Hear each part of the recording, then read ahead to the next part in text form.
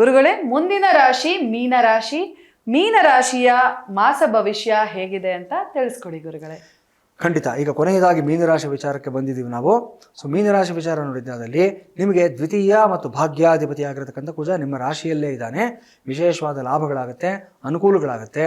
Real estate related investments ಆಗಿರ್ಬೋದು, ಭೂಮಿಯ ಕೊಳ್ಳುವಿಕೆ ಆಗಿರ್ಬೋದು, ಅಥವಾ ಈ ಒಂದು ವಾಹನಗಳ ಒಂದು ಖರೀದಿ ಆಗಿರ್ಬೋದು, ಎಲ್ಲದಕ್ಕೂ ತುಂಬ ಪ್ರಶಸ್ತವಾಗಿರತಕ್ಕಂಥ ಸಮಯ ಇದಾಗಿರುತ್ತೆ.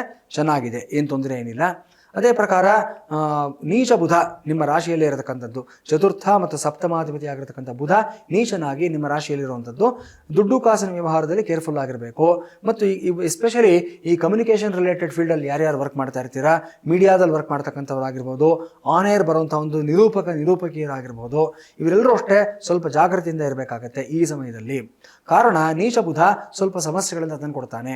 ಕಮ್ಯುನಿಕೇಷನ್ಸು, ಟೆಕ್ನಾಲಜಿ ಇದೆಲ್ಲದಕ್ಕೂ ಕಾರಣ ಯಾರು ಅಂತಂದರೆ ಬುಧಾನೇ ಆಗಿರ್ತಾನೆ.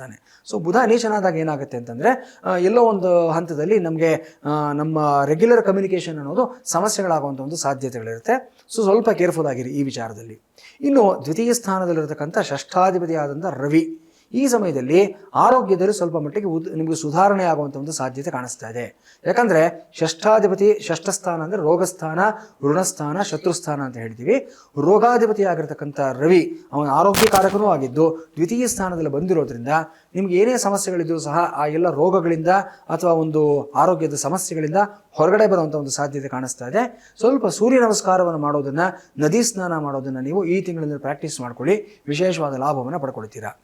ತೃತೀಯಾಧಿಪತಿ, ಅಷ್ಟಮಾಧಿಪತಿ ಎರಡೂ ಆಗಿ ಶುಕ್ರ ನಿಮಗೆ ತೃತೀಯ ಸ್ಥಾನದಲ್ಲಿರುವಂಥದ್ದು ಸ್ವಲ್ಪ ಮಟ್ಟಿಗೆ ಮಿಕ್ಸೆಡ್ ರಿಸಲ್ಟ್ ಕೊಡುವಂಥ ಒಂದು ಸಾಧ್ಯತೆ ಇರುತ್ತೆ. ಈ ತಿಂಗಳಿನಲ್ಲಿ ಮೇಕಪ್ ಆರ್ಟಿಸ್ಟ್ಗಳು, ಬ್ಯೂಟಿಷಿಯನ್ಸು, ಕಾಸ್ಮೆಟಿಕ್ ಬಿಸ್ನೆಸ್ ಮಾಡ್ತಕ್ಕಂಥವ್ರು ಇವರೆಲ್ಲರಿಗೂ ಅಷ್ಟೇ ಹೊಸ ಆರ್ಡರ್ಗಳು ಬರುವಂಥ ಒಂದು ಸಾಧ್ಯತೆ ಇರುತ್ತೆ. ವಿಶೇಷವಾಗಿ ನಿಮಗೆ ಹೊಸ ಕ್ಲೈಂಟೇಲ್ ಬೆಳೆಯತಕ್ಕಂಥದ್ದು, ಈ ಮೆಹಂದಿ ಆರ್ಟಿಸ್ಟ್ಗಳು, ಹೇರ್ ಸ್ಟೈಲಿಸ್ಟ್ಗಳು ಇವರೆಲ್ಲರಿಗೂ ಅಷ್ಟೇ ತುಂಬ ಶುಭ ಫಲಿತಾಂಶ ಬರತಕ್ಕಂಥದ್ದು ಸ್ವಲ್ಪ ಕಾಣಿಸ್ತಾ ಇದೆ ಈ ತಿಂಗಳಿನಲ್ಲಿ. ಆದರೆ ಪದಾರ್ಥಗಳ ಬಗ್ಗೆ ಮಾತ್ರ ಕೇರ್ಫುಲ್ ಆಗಿರಬೇಕು. ನೀವು ಎಲ್ಲಾದರೂ ಹೋದಾಗ ಅಗತ್ಯಕ್ಕಿಂತ ಜಾಸ್ತಿ ಪದಾರ್ಥಗಳನ್ನು ತೊಗೊಂಡು ಹೋಗ್ತೀರಾ, ಅಲ್ಲೆಲ್ಲೋ ಸ್ವಲ್ಪ ಅದನ್ನು ಕಳ್ಕೊಳ್ಳತಕ್ಕಂಥದ್ದಾಗಲಿ, ನಷ್ಟ ಮಾಡ್ಕೊಳ್ತಕ್ಕಂಥದ್ದಾಗಲಿ ಕಾಣಿಸ್ತಾ ಇದೆ. ಈ ವಿಚಾರದಲ್ಲಿ ಮಾತ್ರ ಸ್ವಲ್ಪ ಕೇರ್ಫುಲ್ ಆಗಿರಬೇಕಾಗುತ್ತೆ.